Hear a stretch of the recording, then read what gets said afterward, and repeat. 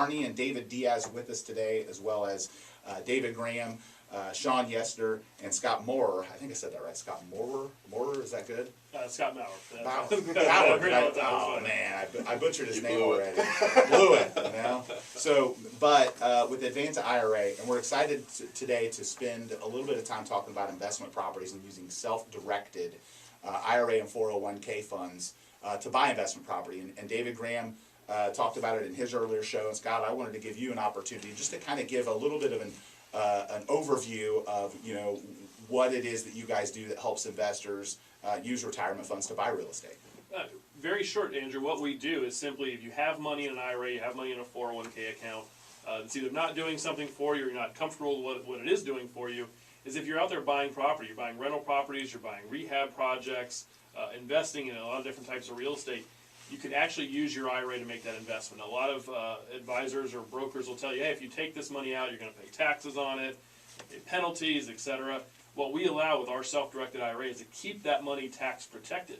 So when you move it from one custodian to the other, there's no tax implication, and then you can buy this property using all the cash in your IRA to make the purchase and have either the appreciation, the rental income coming back in your IRA tax-deferred or tax-free.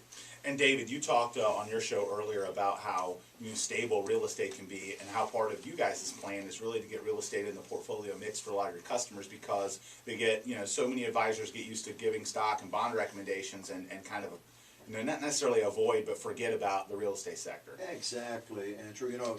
Scott here is our go-to guy for quite a while now. Anytime we have a client that wants to diversify, working in a true fiduciary capacity, our goal is for people to do what they feel is right for them. It's not just stocks and bonds. It's not just stocks and bonds.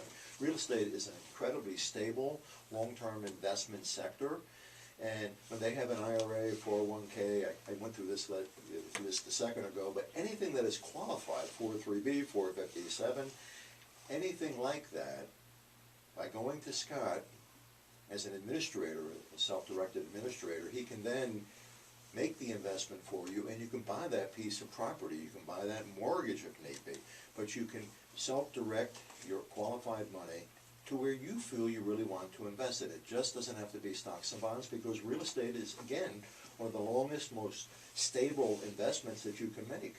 So Sean, on the legal front, so investing, 401k, IRA, what are some pieces of advice or pitfalls or things that you would recommend people look at doing? Yeah, I think the biggest problem from my perspective is people come to me and they say, I've got this IRA, I've got this LLC, I want to hold property in a land trust, I've already got all these structures put together. Now how do I start using them in conjunction? And that's where I really need to go back to the experts and say, listen, if you have all these things set up and you start buying and selling and using IRA money, using personal money, using LLC money, using land trust money, commingling, self-dealing, and that gets you into trouble with the IRS.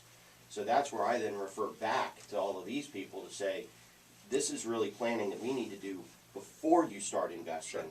Let's get the structure set up properly at the very beginning, and then we can move forward from there. So Scott, what are some of those? So obviously he touched on a few of them. I know just because we've looked into it ourselves, obviously if you buy a home in your IRA and you can't go make repairs on it. You can't have checks written to you. When I say you can't, like you can't personally go over it. You have to have it separate, like it's its own entity. That's correct. Your IRA is its own entity. That's exactly correct, Andrew. When you go to buy the property in your IRA, it's important that all the income and expenses flow out of the IRA, in and out of the IRA account. That's one of the roles that we form. But as you said, doing repairs yourself is prohibited. Your IRA needs to hire somebody else to do that and have your IRA pay it. If your tenants are making rent checks, those rents are coming right back into the IRA, not going to you in your own account, and you're writing a check from there. And so, again, what we do, and I appreciate Sean saying things as well, is we try to educate people up front. It's not about setting up the IRA, buying the property, and then finding out later, what do I do and how do I operate this?